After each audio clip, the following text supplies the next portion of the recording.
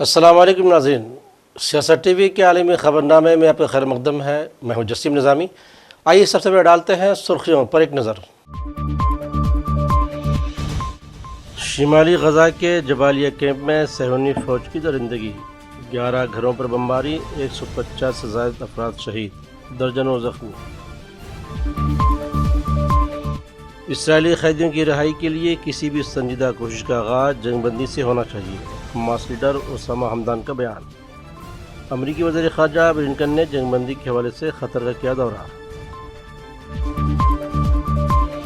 شمالی غزہ میں فوری جنگ بندی کی جائے، 3 ہفتوں سے لگاتار اور اسرائیلی بمباری کے باعث علاقہ تباہی کا شکار، اقوام متحدہ کے امدادی ادارے کمشنر کا بیان۔ اسرائیل نے جنوبی لبنان میں ہوٹل پر حملہ کر کے 3 صحافی شہید کر دیے، حزب اللہ نے بھی اسرائیل پر کیے راکٹ حملے۔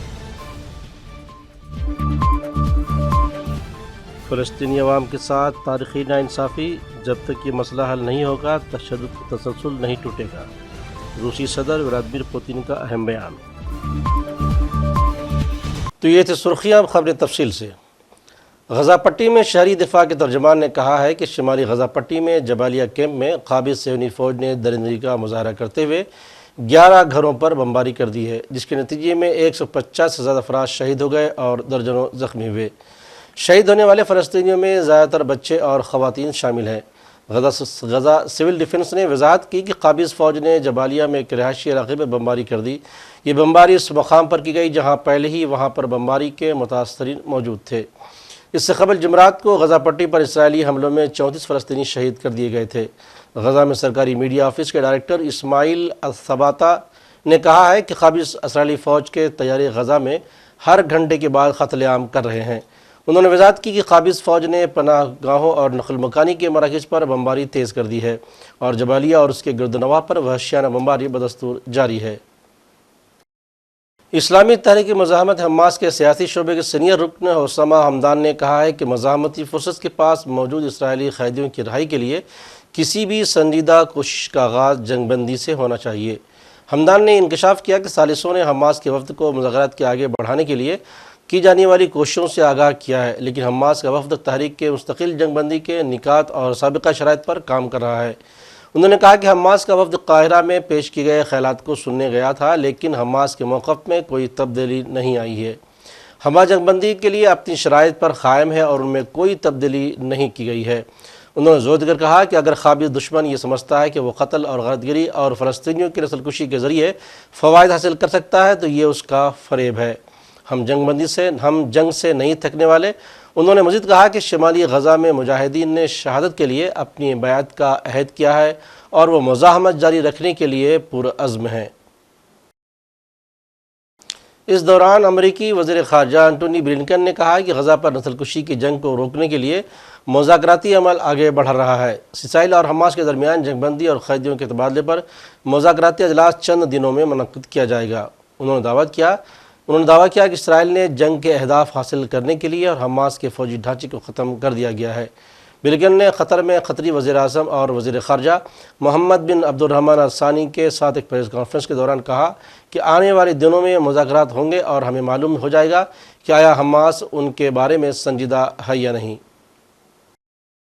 ادھر اقوام متحدہ کے امدادی ادارے برائے فلسطینی مہاجرین UNRWA نے شمالی غزہ میں فوری جنگ بندی کے دردمندانہ اپیل کی ہے اور کہا کہ اسرائیل کی طرف سے گزشتہ 3 ہفتوں سے لگاتار بمباری کے باعث علاقے میں ہر طرف لاشیں بکھری پڑی ہیں۔ امدادی کارروائیاں ناممکن ہو چکی ہیں اور جو لوگ زندہ بچ گئے ہیں ان کے پاس سوائے موت کے انتظار کے کوئی آپشن باقی نہیں بچا۔ اقوام متحدہ کے ادارے کے کمشنر جنرل فلپ لازارینی نے اپنے سوشل میڈیا پوسٹ میں کہا کہ مسلسل اسرائیلی فوجی کارروائیوں کی وجہ سے شمالی غزہ کے مکینوں کو خوراک، پانی اور طبی سہولیات کی فراہمی ناممکن ہو چکی ہے۔ وہاں سڑکوں پر اور ملبے کے نیچے لاشیں ہی لاشیں ہیں اور ان کی تدفین اور زندہ بچ جانے والوں کو امداد کی فراہمی کی اجازت دینے سے انکار کر دیا گیا ہے۔ انہوں نے کہا کہ فوری طور پر جنگ بندی ضروری ہے۔ روس کے صدر ولادیمیر پوتین نے کہا ہے کہ فلسطینی عوام کے ساتھ تاریخی ناانصافی ہو رہی ہے اور اس ناانصافی کے اصلاح سے ہی مشرق وسطیٰ میں امن کی ضمانت ممکن ہے۔ جب تک یہ مسئلہ حل نہیں ہوگا تشدد کا تسلسل نہیں ٹوٹے گا۔ پوتن نے روسی شہر قازقستان میں منعقدہ برکس سربراہی اجلاس میں وسیع برکس کے اجلاس سے خطاب میں کہا کہ غزہ میں گزشتہ سال شروع ہونے والا تصادم اب لبنان تک پھیل چکا ہے اور خطے کے دیگر ممالک بھی متاثر ہو رہے ہیں۔ ایران اور اسرائیل کے درمیان تصادم کی سطح میں بھی تیزی سے اضافہ ہوا ہے۔ یہ سب ایک زنجیری رد عمل ہے جس نے پورے مشرق وسطیٰ کو بھرپور جنگ کے دہانے پر لا کھڑا کیا ہے۔ فلسطین کے معاملے میں اقدامات کی ضرورت پر زور دیتے ہوئے انہوں نے کہا کہ مسئلہ فلسطین حل ہونے تک تشدد ختم نہیں ہوگا۔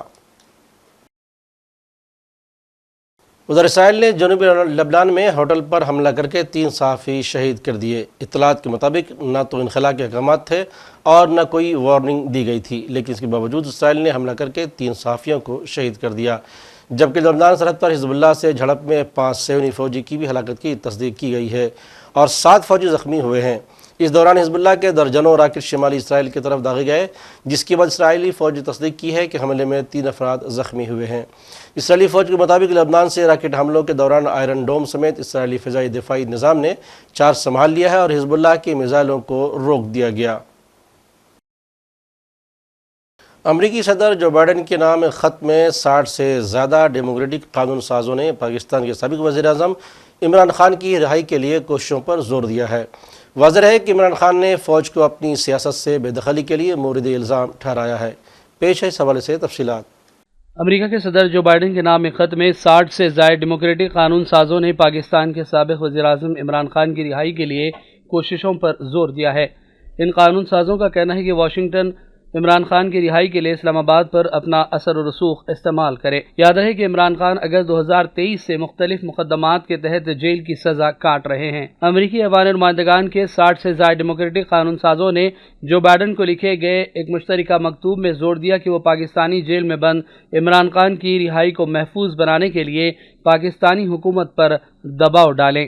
اس خط میں قانون سازوں نے لکھا کہ ہم آج آپ پر زور دیتے ہیں کہ عمران خان سمیت سیاسی قیدیوں کی رہائی اور بڑے پیمانے پر پاکستان میں جاری انسانی حقوق کی خلاف ورزیوں کو روکنے کے لیے حکومت پاکستان پر امریکہ کا اثر و رسوخ استعمال کیا جائے۔ 2022 میں وزیر اعظم کے عہدے سے ہٹائے جانے کے بعد سے عمران خان موجودہ وزیر اعظم شہباز شریف کی قیادت میں اپنے حریفوں کی اتحادی حکومت کے خلاف بارہا احتجاجی تحریک کی کال دے چکے ہیں۔ عمران کا کہنا ہے کہ ان کے خلاف مقدمات جن کی وجہ سے انہیں فروری کے انتخابات میں حصہ لینے کے لیے نااہل قرار دیا گیا تھا، اس کے پیچھے دراصل سیاسی محرکات ہیں۔ ان کے پاکستان کی طاقتور فوج کے ساتھ تعلقات بھی خراب ہو گئے اور عمران خان نے فوج کو اپنی سیاست سے بے دخلی کے لیے مورد الزام بھی ٹھہرایا۔ تاہم پاکستانی فوج سیاست میں مداخلت کی تردید کرتی آئی ہے۔ اس دوران عمران خان کی اہلیہ بشرا بی بی کو بھی تقریباً 9 مہینے کے بعد اڈیالہ جیل سے رہا کر دیا گیا۔ بیورو رپورٹ، سیاست ٹی وی۔ لگاتار تنازعات کا سامنا کر رہے کینیڈین وزیر اعظم جسٹن ٹروڈو کے لیے ایک بڑی مشکلات سامنے آ گئی ہیں۔ بتایا جا رہا ہے کہ لبرل پارٹی کے لیڈران نے ہی ان کے استعفیٰ کا مطالبہ کر دیا ہے۔ اتنا ہی نہیں، اطلاعات کے مطابق پارٹی کا قائد کا عہدہ چھوڑنے کے لیے بھی ٹروڈو کو 4 دن کی مہلت دی گئی ہے۔ اب تک جو خبریں سامنے آ رہی ہیں اس میں بتایا جا رہا ہے کہ لبرل پارٹی میں ٹروڈو کو ہٹائے جانے کی کوششیں تیز ہو گئی ہیں۔ حال ہی میں بند کمرے میں ہوئی میٹنگ کے دوران اراکین پارلیمنٹ نے ٹروڈو کے سامنے اپنی پریشانیاں رکھیں۔ اراکین پارلیمنٹ نے انہیں مستقبل سے متعلق فیصلہ کرنے کے لیے 28 اکتوبر کی تاریخ دی ہے۔ اطلاع کے مطابق 24 اراکین پارلیمنٹ نے ٹروڈو کو لیبرل چیف کے عہدہ سے ہٹانے کے لیے دستخط بھی کر دیے ہیں۔ تاہم رپورٹس میں یہ بھی کہا جا رہا ہے کہ 3 گھنٹے طویل چلی میٹنگ میں کسی بھی کابینہ وزیر نے ٹروڈو سے عہدہ چھوڑنے کی اپیل نہیں کی ہے، بلکہ کچھ اراکین پارلیمنٹ ٹروڈو کی حمایت میں بھی کھڑے دکھائی دیے۔ اور آخر میں سرخیوں پر ایک اور نظر۔ شمالی غزہ کے جبالیہ کیمپ میں صہیونی فوج کی درندگی، 11 گھروں پر بمباری، 150 سے زائد افراد شہید، درجنوں زخمی۔ اسرائیلی قیدیوں کی رہائی کے لیے کسی بھی سنجیدہ کوشش کا آغاز جنگ بندی سے ہونا چاہیے، حماس لیڈر اسامہ حمدان کا بیان۔ امریکی وزیر خارجہ بلنکن نے جنگ بندی کے حوالے سے قطر کا کیا دورہ۔